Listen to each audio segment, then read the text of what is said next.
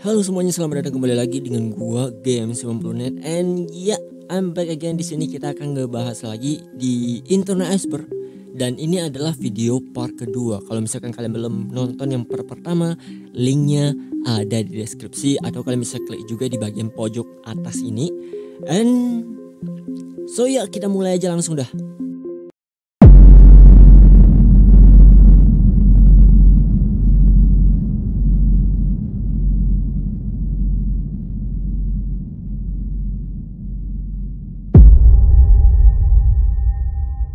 I Elmo pada dasarnya kalau dipanjangkan Elmo laughing my ass off.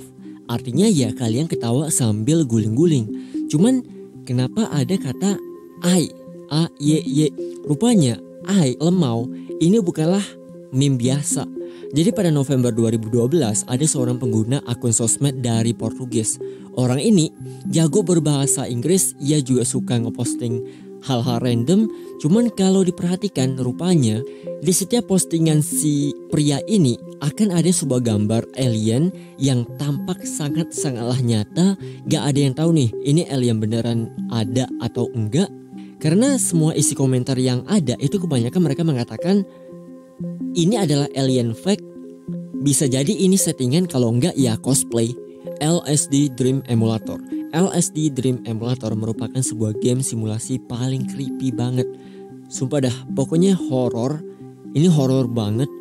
Karena game ini awalnya memang dirilis sebagai game horor, cuman tema yang diangkat rupanya adalah surrealis. LSD Dream Emulator sendiri ini ceritanya kalian akan bermain sebagai player yang kebangun di dunia mimpi dan menjelajah dunia surrealis paling aneh. Lalu di sini kalian juga akan menemukan ruangan yang berputar-putar, tembok berwajah manusia, suasana yang campur aduk, ditambah lagi sound covering sistemnya ini. Pokoknya bener-bener bikin merinding dah. Temple OS. Temple OS adalah sistem operasi Windows paling misterius. Rumornya Temple OS itu dibikin oleh orang Amerika yang tertutup dan penganut aliran yang tidak dikenal. Nah, karena ingin menyebarkan ajarannya, si orang Amerika ini itu ngebuat Windows gratisan.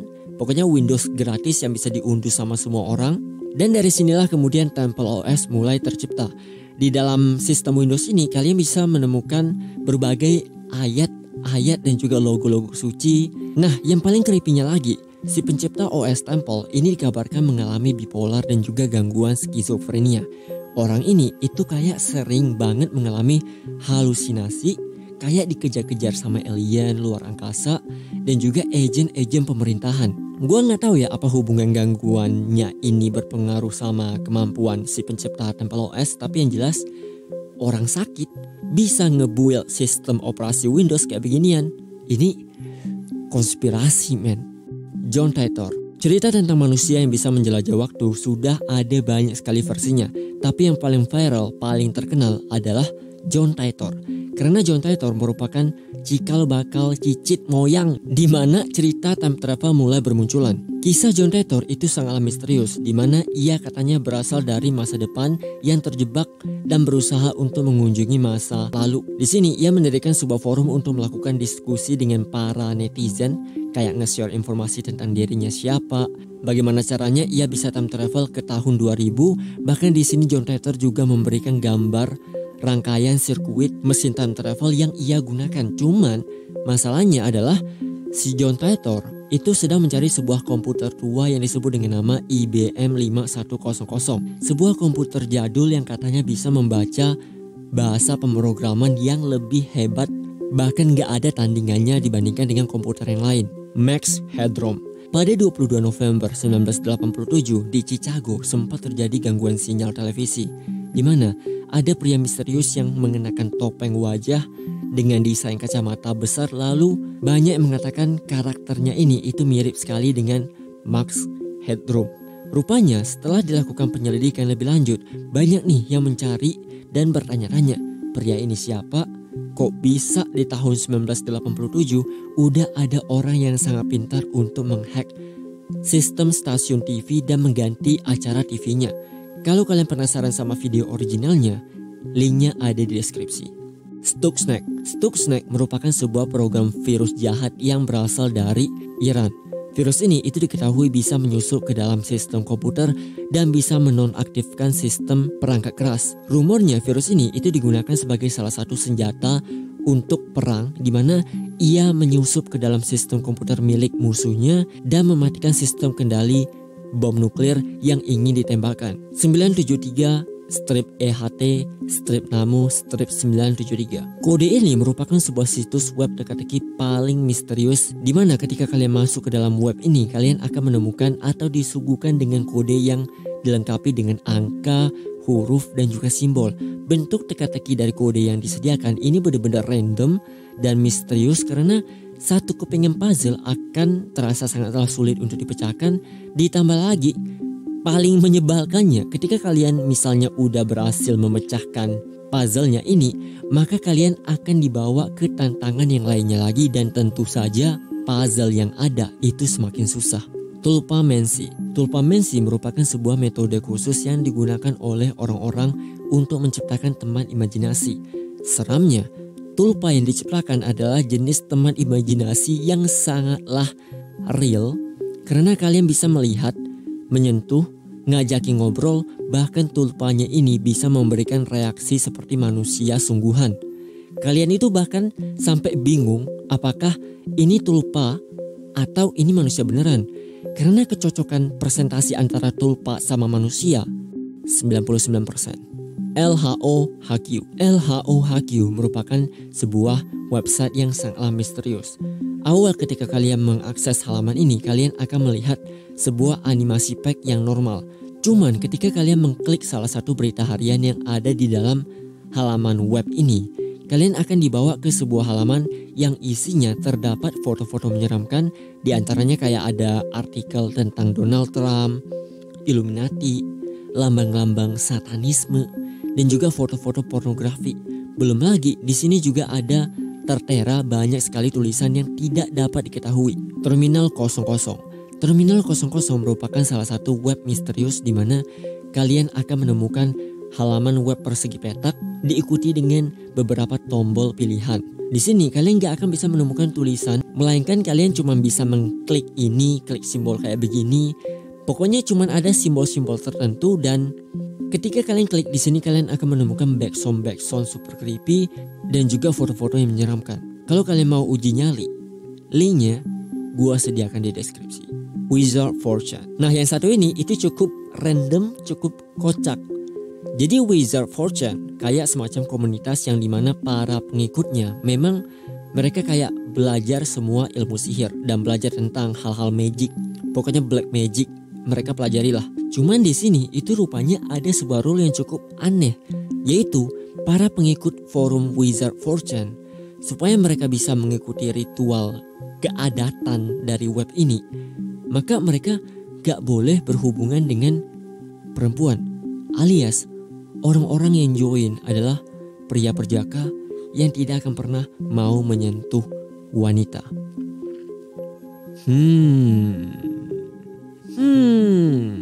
I2P. I2P atau Invisible Internet Project, kalau gue gambarin ini ibaratnya kayak momok atau hantu di dunia manusia. Karena pada dasarnya ya, I2P itu nggak bisa dilihat. Orang-orang yang menggunakan akses internet I2P, mereka dapat mengakses internet secara penuh tanpa adanya gangguan blokir situs, dan mereka bisa melakukan kirim-kiriman pesan secara rahasia. Intinya I2P ini merupakan sebuah dimensi dari dunia internet yang kita pakai saat ini, A858. Kalau kalian suka dengan misteri kode-kode aneh, kalian bisa berkunjung ke subreddit A858. Di sini kalian bisa menemukan ribuan postingan angka-angka misterius yang sengaja diposting oleh pengguna anonim, dan sampai saat ini juga misteri yang tersimpan di dalam A858 masih terus bermunculan. Solar Plexus Clown Glider. Solar Plexus Clown Glider merupakan sebuah fenomena aneh di mana kalian bisa mengalami halusinasi tertentu. Yang paling creepy-nya dari fenomena ini, ketika kalian mengalami halusinasi, kalian nantinya akan bisa melihat sosok makhluk mengerikan, wajahnya pucat, tertawa seram, dan makhluk ini itu kelihatan memakai sebuah mahkota di atas kepalanya. Sampai saat ini itu nggak ada yang tahu bagaimana bisa seseorang mengalami halusinasi kayak ginian. Cuman yang jelas kalau misalkan kalian sampai ngalamin solar plexus clown glider, ini serem banget men. Darkfell merupakan internet bagian bawah, atau katakanlah Darkfell ini mirip banget dengan deep web. Di sini kalian juga bisa melihat high extreme content, barang-barang terlarang, bahkan ada juga sekte kulturisme di mana orang-orang memuja setan sebagai Tuhan mereka. Satan's Panic merupakan salah satu cerita urban legend paling dark di mana pada tahun 2009 beredar sebuah video pendek berdurasi 3 menit 49 detik. Di dalam video ini itu ada semacam perkumpulan pria tidak dikenal yang rupanya mereka ini itu memberikan sebuah tontonan, tapi intinya adalah mereka ini ingin menyebarkan sebuah ajaran iblis kepada umat manusia. Warwood Chronicle merupakan sebuah film kontroversi paling krudensial. Film ini itu menceritakan perjalanan seorang pria bernama Danny Warwood yang rupanya di dalam film ini si Danny itu memiliki tugas yang sangat penting, yaitu ia harus membangkitkan atau mereinkarnasi Yesus. Bahkan yang paling gilanya lagi di dalam cerita ini, mereka mengatakan ayah dari Yesus adalah Satan. GGGQAP atau dikenal dengan nama Gadolinium Gallium Gamet. Ini merupakan kristal sintetis yang dirumorkan kristal ini dapat digunakan sebagai bahan untuk menciptakan komputer berkekuatan kuantum. Yang kalau misalkan komputer ini sampai beneran tercipta atau beneran ada, maka manusia bisa menciptakan yang namanya mesin waktu, bahkan bisa juga melakukan pencarian tentang keberadaan alien. Informasi tentang GGGQAP ini sangatlah minim karena sebagai informasi dari kristal ini masih tersembunyi di dalam Mariana Web. Bad Hori Alzabeth merupakan salah satu video paling creepy karena di sini nantinya kalian akan melihat sebuah layar hitam dan gak lama setelah itu akan muncul sosok pria tua yang terbaring dan tiba-tiba terbangun. Setelah itu ia akan menjerit kesakitan. Shane Online merupakan salah satu misteri paling baru yang sedang hangat dibicarakan. Shane Online sendiri bisa dikatakan sejenis game simulasi berwarna hitam putih yang sangat misterius karena game ini itu nggak ada yang tahu berasal dari mana, ini game apaan. Ditambah lagi banyak orang yang bisa menemukan potongan gambar yang serupa. Nah pertanyaannya, bagaimana caranya orang main game yang sama tapi mereka itu nggak tahu ini game apaan? Karena berita perilisan game ini itu nggak ada sama sekali. Rap.mp3 merupakan bagian paling bawah dari tier iceberg. Alasannya mungkin gara-gara sumber informasi yang tidak valid yang pada akhirnya membuat list rap mp3 menjadi sangatlah misterius. Cuman ada beberapa rumor yang mengatakan kalau rap.mp3 sebenarnya merupakan sebuah rekaman suara anak kecil tidak dikenal yang sedang mengerap dan mengatakan kata-kata yang sangat kasar. Padahal usia anak ini itu diperkirakan masih sangatlah kecil. Setelah rumor ini beredar, kemudian banyak sekali yang berteori kemungkinan alasan dibalik kenapa anak kecil bisa mengatakan kata-kata rap yang super kasar itu kemungkinan anak ini itu diculik oleh seseorang dan orang ini itu memaksa si anak nge-rap dan ngebacain rap yang telah ditulis. Circus Jesco FWD7 Shy By. Untuk keempat nama ini nggak dapat gua temukan informasinya sama sekali. Bahkan ketika gua mencoba untuk search lebih deep lagi, gue cuma menemukan orang-orang yang berspekulasi keempat nama ini adalah sebuah konten dari deep web yang paling vulgar, paling ekstrim sehingga nggak bakalan bisa ditemukan kalau kita cuma mengakses dari Google. Gini deh, di sini kita bisa ngebayangin dari keempat nama ini ada kemungkinan mirip sama Red Room. Karena aksesnya ini sangatlah private, jadi nggak bakalan bisa kita akses dengan mudah. Apalagi aturan dari Google Search sekarang yang kita punya ini kan kayak udah diblok ya, udah kayak diperketat. Jadi ada kemungkinan database keyword dari Circus, Jesco, FWD7 dan Shy By ini kayak di blacklist sama Google. Jadi kalaupun kita cari kesana kesini, kita tetap nggak bakalan bisa nemu karena di Google itu udah di blacklist, bukan di blok lagi aksesnya.